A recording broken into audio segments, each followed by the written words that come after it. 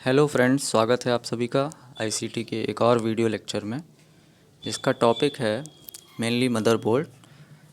Motherboard के साथ ही साथ हम लोग रोम, बायोस, सीमॉस इन टॉपिक्स के बारे में भी चर्चा करेंगे।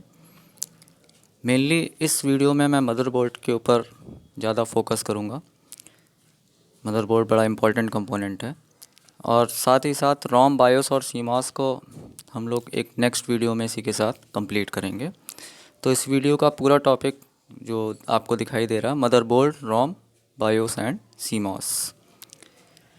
तो चलिए शुरू करते हैं मदरबोर्ड का टॉपिक। मदरबोर्ड के टॉपिक को ज़्यादा अच्छे से समझने के लिए हमें पहले कंप्यूटर के सारे वो पार्ट समझने होंगे जिनको कनेक्ट करने के बाद हम एक पूरा असेंबल्ड पीसी तैयार कर पाते हैं।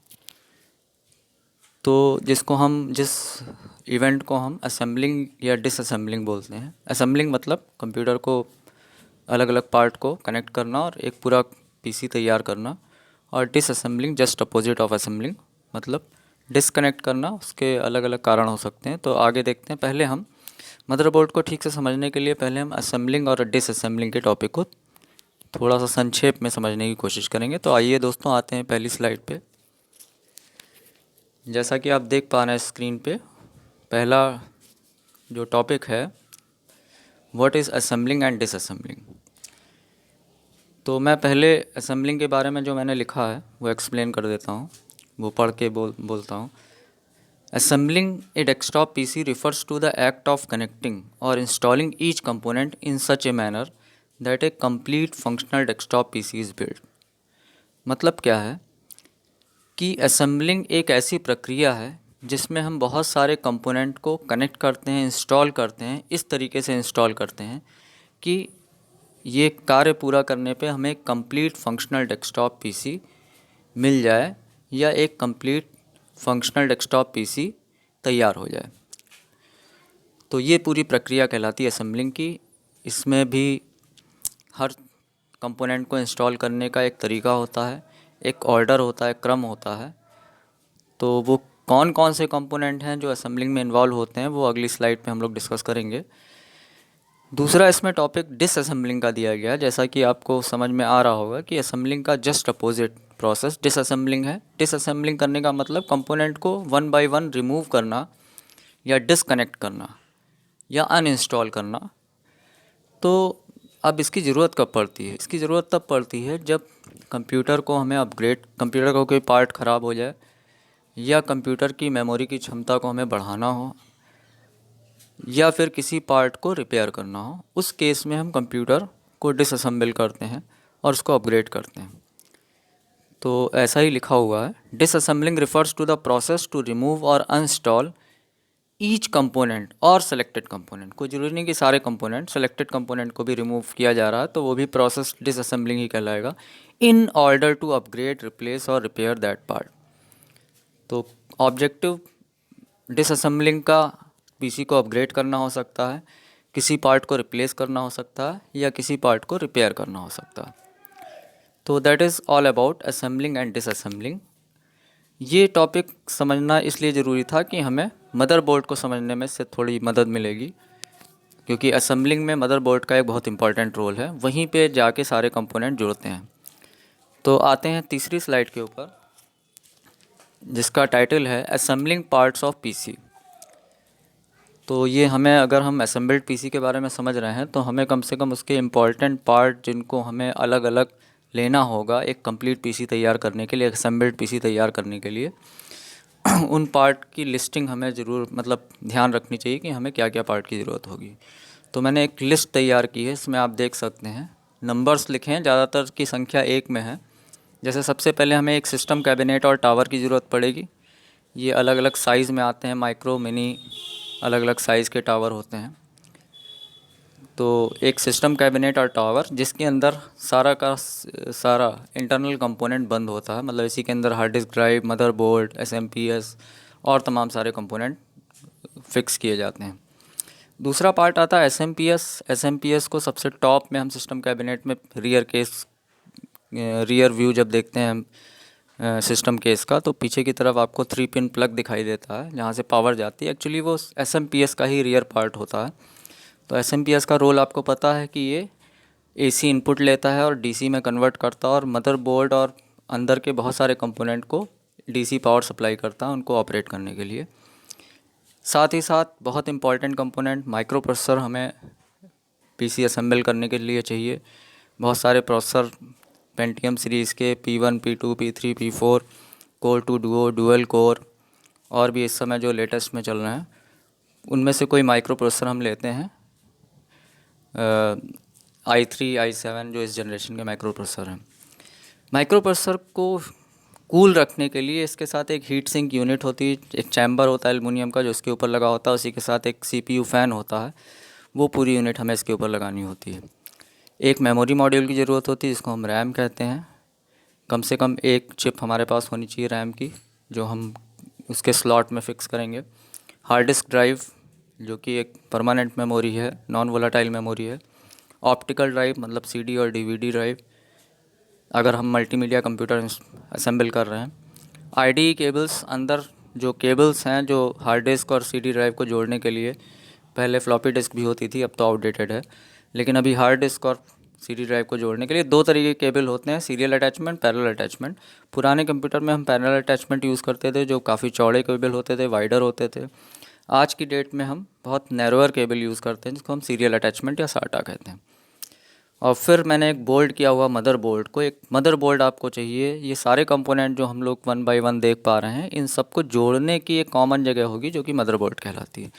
और इसके अलावा जो बाहर से कंपोनेंट आपको जोड़ने होते हैं, मतलब उसमें कोई इंस्टॉलेशन वर्ड हम यूज़ नहीं करेंगे, उस कनेक्शन बनाते हैं, बस देखते हैं प्लग किस तरीके का, ओरिएंटेशन सही रखना होता है, जैसे कीबोर्ड कनेक्ट करना, मॉनिटर कनेक्ट करना, माउस कनेक्ट करना, ये सारे एक एक हमें लगाने होते हैं। केबल्स मैंने 2 की संख्या में लिखा है क्योंकि अक्सर हमारे पास हार्ड डिस्क और ऑप्टिकल ड्राइव ये दोनों होते हैं मल्टीमीडिया कंप्यूटर में, तो 2 केबल्स की ज़रूरत होती है। तो ये हम लोगों ने समझा असेंबलिंग पार्ट्स ऑफ पीसी। अब आइए दोस्तों आते हैं नेक्स्ट स्लाइड के ऊपर जो कि मेन टॉपिक है मदरबोर्ड। मदरबोर्ड को हम एक्सप्लेन कर सकते हैं जैसे आपको स्लाइड में दिख रहा है। Motherboard is a large size printed circuit board or PCB that integrates all the internal and external components of a PC. ये सारे इंटरनल एक्सटर्नल कंपोनेंट पीसी के कंपोनेंट को आपस में जोड़ने का एक कॉमन प्लेस है। ये जितने भी चीज़ें कंप्यूटर में हैं, कीबोर्ड, माउस, प्रिंटर, स्कैनर जो बाहर से दिख रही हैं और जो अंदर हैं, hard disk drive, CD drive, ये सारी की सारी चीज़ें कहीं ना कहीं मदरबोर्ड पे ही कनेक्ट होती हैं थ्रू द वायर। और कुछ चीज़ें ऐसी हैं जो डायरेक्टली मदरबोर्ड पे प्लेस्ड होती हैं, जैसे माइक्रो प्रोसेसर, रैम, रोम तो उस पर बिल्ट इन होता है। तो ऐसे बहुत सारे कंपोनेंट हैं जो अल्टीमेटली मदरबोर्ड पे ही जाके जुड़ते हैं। और दूसरा पॉइंट ऐसा लिखा भी हुआ है, कंपोनेंट्स आर डायरेक्टली और इनडायरेक्टली थ्रू केबल और बस attached on the motherboard including all peripheral. Peripheral आप जानते हैं कि जो भी बाहर से अंदर से वायर के द्वारा जो कंपोनेंट जुड़े होते हैं। इसके अलावा रैम सीधे तौर पे, माइक्रो प्रोसेसर, एक्सपेंशन कार्ड्स सीधे तौर पे मदरबोर्ड पे जुड़े होते हैं। मदरबोर्ड की जो पूरी डिज़ाइनिंग है वो 2 एरिया के अराउंड है। वो 2 एरिया जो है वो नॉर्थ ब्रिज और साउथ ब्रिज कहलाते हैं। मतलब मदरबोर्ड को हम 2 मेजर पार्ट में, इसमें कोई लाइन नहीं खींची हुई है कि हम मिड से कोई एक लाइन खींच दें, बल्कि हम पार्ट वाइज, मतलब जो उसके हायर प्रायोरिटी के पार्ट हैं वो नॉर्थ ब्रिज में होते हैं और जो थोड़ा लोअर प्रायोरिटी के पार्ट हैं वो साउथ ब्रिज में होते हैं। जैसे हायर प्रायोरिटी के पार्ट वो पार्ट हैं जो कंप्यूटर ऑन होने से लेकर लास्ट तक हमेशा एक्टिव बने रहते हैं, उनको हम किसी भी समय बंद नहीं कर सकते, जैसे कि रैम या memory, micro processor, front side बस जो एक बस है रैम और माइक्रो प्रोसेसर के बीच कम्युनिकेशन चैनल है, ग्राफिक कंट्रोलर क्योंकि ग्राफिक्स आपको एकदम तुरंत मॉनिटर का काम हमेशा चलता रहता है, जिसको हम एक्सेलरेटेड ग्राफिक पोर्ट बोलते हैं। दूसरे जो लेस प्रायोरिटी वाले पार्ट हैं वो साउथ ब्रिज को बिलोंग करते हैं और इस एरिया में ज़्यादातर IO controller, input output controller, ID port का मतलब जो हार्ड डिस्क से कम्युनिकेशन होता है वो परमानेंट नहीं होता, बीच बीच में रुकता रहता, चलता रहता है, इंटरमिटेंट होता है। इसके अलावा रोम, बायोस और अदर एडिशनल पोर्ट जो भी होते हैं वो साउथ ब्रिज का पार्ट होते हैं। तो यहाँ पे हमने मदरबोर्ड के दोनों पार्ट को समझा, north bridge and south bridge. अब आते हैं नेक्स्ट स्लाइड के ऊपर जिसमें हम लोगों ने मदरबोर्ड के कुछ इंपॉर्टेंट कंपोनेंट को लिस्ट आउट किया हुआ है।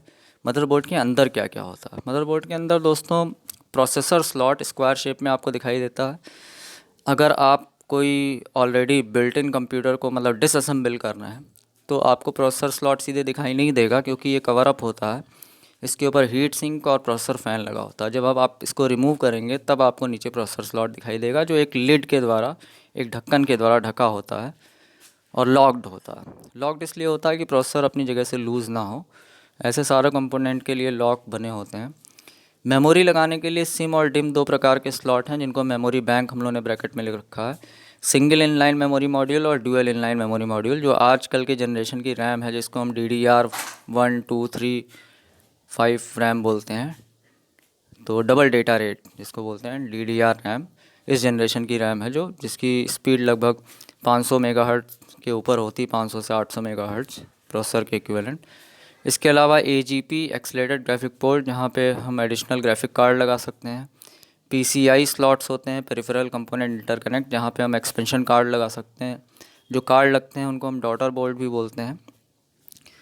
IDE इंटीग्रेटेड ड्राइव इलेक्ट्रॉनिक, ये पोर्ट, ये मतलब एक तरीके के पोर्ट हैं जहाँ पे हार्ड डिस्क के वायर या CD के वायर आके कनेक्ट होते हैं।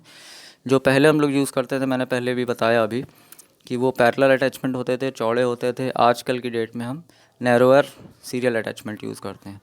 Buses and cables data cables होते हैं ज़्यादातर। इसके अलावा कुछ पावर केबल भी होते हैं जो SMPS से मदरबोर्ड के ऊपर लगे होते हैं, और वो कहाँ पे लगे होते हैं उनको हम पावर पोर्ट बोलते हैं। बहुत सारे वाइट कलर के प्लग्स आपको दिखेंगे जो मदरबोर्ड और एडिशनल कंपोनेंट को सप्लाई देते रहते हैं DC पावर में।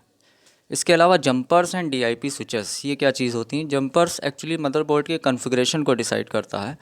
हम किसी भी सेटिंग को ऑन या ऑफ़ कर सकते हैं, लेकिन ये हार्ड वायर्ड कंट्रोल है। पिन होती है जिससे हम सर्किट को क्लोज़ या ओपन करते हैं, और इस तरीके से हम कॉन्फ़िगरेशन सेटिंग जंपर्स, और उसी का एक एडवांस फॉर्म है DIP switches, dual inline package, जिसको हम स्लाइड करा के हम सेटिंग को ऑन या ऑफ़ कर लेते हैं। ये सारी सेटिंग्स बाद में बायोस को काम आती है, जो वो बूट करते टाइम यहाँ से रीड करता है वो इन्फॉर्मेशन।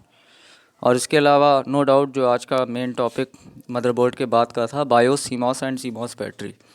बायोस बिल्ट इन होता है मदरबोर्ड पे, जो कि आपने अभी पढ़ा कि ये साउथ ब्रिज का पार्ट होता है। CMOS और CMOS बैटरी, CMOS एक प्रकार की मेमोरी है, वोलाटाइल मेमोरी है, जो CMOS बैटरी के द्वारा जिसको बैकअप मिलता रहता है।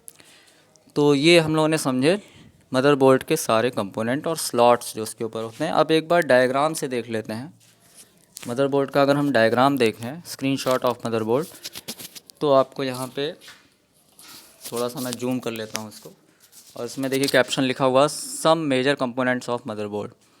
नॉर्थ ब्रिज आपको दिखाई दे रहा है, ब्लू कलर का एक कंपोनेंट, जिसको कि हम ग्राफिक प्रोसेसर बोलते हैं यहाँ पे, या जहाँ पे कि वो होता है AGP एक्सेलेरेटेड ग्राफिक पोर्ट के ठीक बगल में आपको नॉर्थ ब्रिज लिखा हुआ दिखाई दे रहा है। और यहीं पे ठीक बगल में प्रोसेसर सॉकेट स्क्वायर शेप में, और मेमोरी बैंक, जिसको हम सिम और डिम पढ़ रहे थे, येलो कलर के 2 स्लॉट दिख रहे हैं। और इसके अलावा जो चीज़ें हमें दिख रही हैं इसमें, जो हम लोगों ने साउथ ब्रिज में पढ़ा था, बायोस का एक पार्ट आपको दिखाई दे रहा है, सीरियल अटैचमेंट, IDE जहाँ पे हार्ड डिस्क का केबल जुड़ता है, पेरिफेरल कंपोनेंट इंटरकनेक्ट जहाँ पे हम एक्सपेंशन कार्ड या डॉटर बोल्ट कनेक्ट करते हैं। PCI स्लॉट में बेसिकली वो कार्ड जोड़ते हैं जो कंप्यूटर की क्षमता को बढ़ाते हैं, जैसे कि TV ट्यूनर कार्ड हो सकता है, नेटवर्क कार्ड हो सकता है, या हमारा कोई पोर्ट ख़राब हो जाए ग्राफिक वगैरह का, या इंटरनल मॉडेम लगाना हो, या इस तरीके का कोई पोर्ट, या मान लेते हैं साउंड कार्ड ख़राब हो जाता है, तो हम साउंड कार्ड को PCI में ऐड कर सकते हैं और कंप्यूटर की क्षमता को बढ़ा सकते हैं, या ख़राब हुए पोर्ट को दूसरे पोर्ट से रिप्लेस कर सकते हैं, नया पोर्ट बना सकते हैं। तो दोस्तों ये था पूरा मदरबोर्ड का एक छोटा सा डिस्क्रिप्शन। मेरा ऑब्जेक्टिव ये है कि वीडियो बहुत ज़्यादा लंबे ना हो और आपको बोर ना करें, जिससे कि आप इंटरेस्टिंग वे में शॉर्ट में उसको समझ पाएँ। बहुत सारी चीज़ें इसमें लिखी होती हैं वीडियो के अंदर, प्रेजेंटेशन स्लाइड के ऊपर आपको दिखाई देती हैं, वो आप नोट कर सकते हैं। और बहुत कुछ जो मैं अपनी आवाज़ में बताता रहता हूँ, उन पॉइंट्स को भी आप सुन के, लेक्चर सुनते हुए या बाद में आराम से बैठ के लिख सकते हैं, क्योंकि सारे पॉइंट्स प्रेजेंटेशन में लिखे नहीं जा सकते। कुछ चीज़ें एक्सप्लेन करते हुए भी मैं बोलता रहता हूँ, तो वो आप अपनी कॉपी में इम्पॉर्टेंट पॉइंट के रूप में नोट कर सकते हैं। तो अब इस लेक्चर को कंक्लूड करते हैं। तो कंक्लूड करने के लिए हम लोग लास्ट स्लाइड पे जाएंगे। तो in this lecture we have discussed the motherboard and its component. हम लोगों ने मदरबोर्ड और उसके कंपोनेंट को डिस्कस किया। We will discuss ROM BIOS and CMOS in the next video. हम लोग आगे की वीडियो में रोम बायोस और सीमॉस के बारे में और थोड़ा चर्चा करेंगे कि ये बड़ा टॉपिक है। बायोस और सीमॉस की तमाम सारी सेटिंग्स होती हैं, आपको पता है, जिसके द्वारा हम कंप्यूटर में अलग अलग चीज़ों को सेट कर सकते हैं। कंट्रोल पैनल की तो सेटिंग्स होती ही हैं, लो लेवल पे हमें बायोस और सीमॉस की बहुत सारी सेटिंग्स मिलती हैं। वो स्क्रीनशॉट्स हम लोग अगले वीडियो लेक्चर में शेयर करेंगे। इसके असाइनमेंट, ये दोनों वीडियो का पार्ट पूरा हो जाएगा, फिर मैं जल्दी से इसके असाइनमेंट भी आपको दूंगा। वीडियो को लाइक करें, शेयर करें, कमेंट करें, सब्सक्राइब करें। कमेंट, शेयर, लाइक और कमेंट ज़रूर करें। आपका फीडबैक बड़ा इंपॉर्टेंट होता है आगे की वीडियो लेक्चर को इम्प्रूव करने के लिए। तो इसी के साथ मैं इस वीडियो लेक्चर को यहाँ पे कंक्लूड करता हूँ। Thank you very much.